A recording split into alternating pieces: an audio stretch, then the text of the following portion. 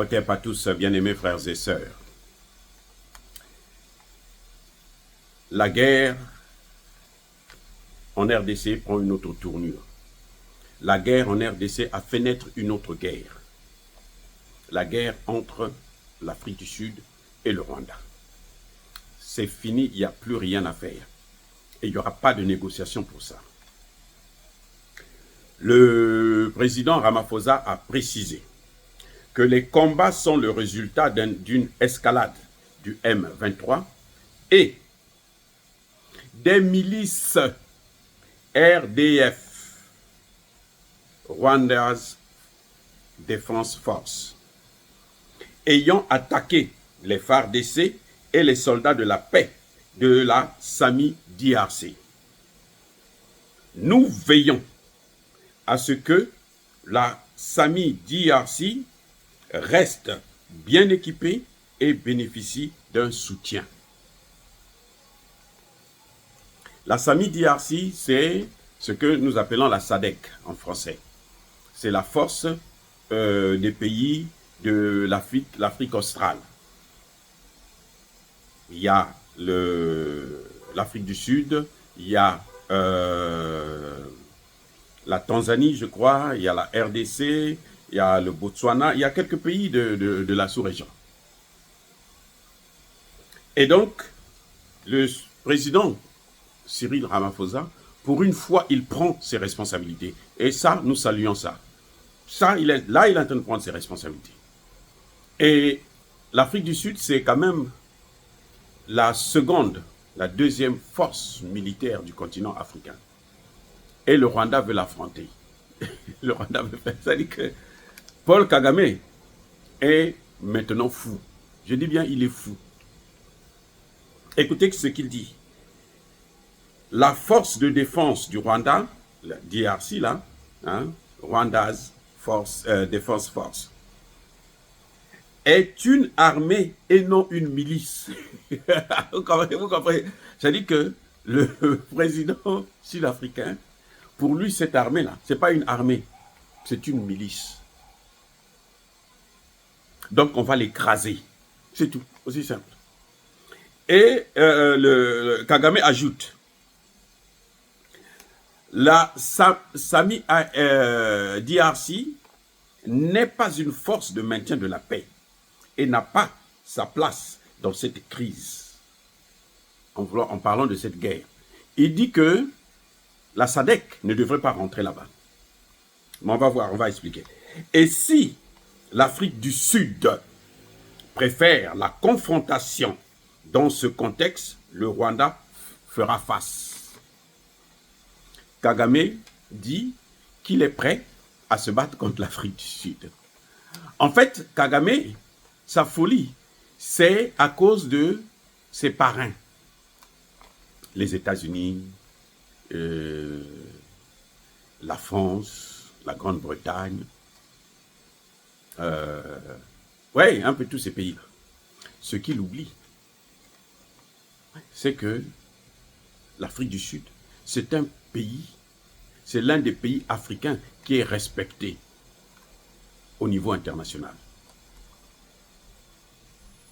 Ah oui, pas parce qu'il appartient aux BRICS, mais parce que c'est le pays de Nelson Mandela. C'est un pays qui est habitué à la résistance, qui a fait face, qui a résisté face à cet Occident-là. Je reprends. L'apartheid, là, c'était pas les Blancs d'Afrique du Sud. C'était tous ensemble. C'était l'Occident collectif. L'apartheid, c'est ça. Et les Sud-Africains ont fait face à ça. Ils ont enduré ce qu'ils ont enduré, mais ils ont vaincu les Occidentaux. Ils ont vaincu les Occidentaux. L'Afrique du Sud fabrique des armes. L'Afrique du Sud peut attaquer le Rwanda sans avoir besoin de passer par la RDC. Donc, quand Kagame dit s'il préfère la guerre, il va y faire face, il se trompe. Pourquoi? Vous voyez la position des pays européens et même les États-Unis. ils ont tous demandé de commencer à suspendre l'aide à Paul Kagame. Vous savez pourquoi? Ce n'est pas seulement à cause de la réaction des Congolais, comme je l'ai dit dans l'une de mes vidéos, mais c'est aussi à cause et surtout parce que l'Afrique du Sud a décidé d'en découdre. Ils ne veulent pas rentrer en guerre contre l'Afrique du Sud. Parce que s'ils rentrent en guerre, si les Américains viennent soutenir l'Afrique du Sud, les Français, les Anglais et autres, la Russie rentrera automatiquement. C'est-à-dire que sans quoi que ce soit, la Chine rentrera dans cette guerre. Les deux pays-là, j'ai confiance. Si, je reprends, si les Américains, les Français, les Sud-Africains, et plutôt les Anglais, les Allemands et autres, viennent à Kigali pour faire la guerre contre l'Afrique du Sud, alors l'Afrique du Sud fera venir la Russie, fera venir la Chine. Et Kagame aura un problème. Parce que Kagame, le Rwanda, là, c'est petit, c'est tout petit. Ils n'auront pas assez d'espace. On va faire disparaître.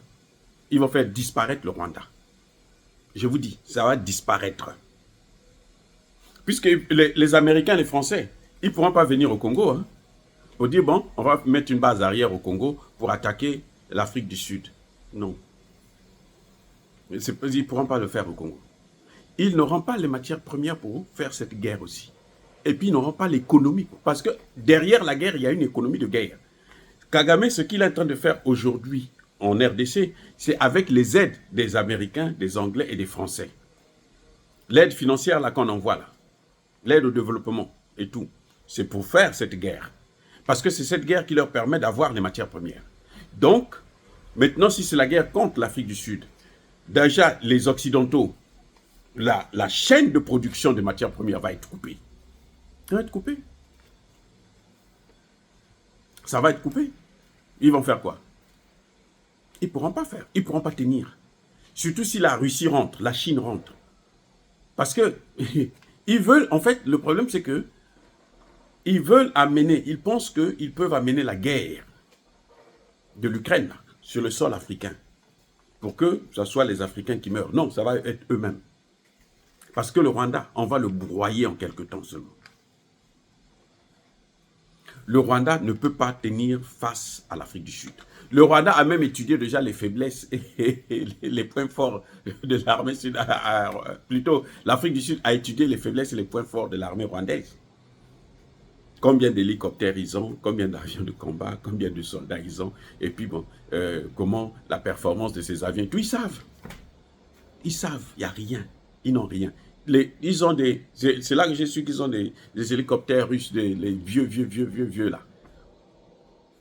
Avant même que je ne sois né, ceux qui ont les hélicoptères qui ont fait la Seconde Guerre mondiale. Vous croyez que ce sont des avions qui vont tenir face à l'Afrique du Sud, qui fabriquent elle-même ces avions de guerre, ces blindés de combat. Et elle a tout, la RDC qui est avec elle. Elle installe ses missiles et autres en RDC. Et puis elle place les autres au Burundi. Vous croyez que le Rwanda là, va tenir même une semaine? Ça dit que Kagame est maintenant fou. Il faut le laisser. Mais le problème, c'est que s'il veut partir, il n'a qu'à partir seul. Il ne va pas mourir avec les Congolais. Non, il n'a qu'à partir seul. Ou qu'il prenne ses Rwandais, qu'il envoie partout pour aller empoisonner les autres pays. Et puis c'est tout. Voilà.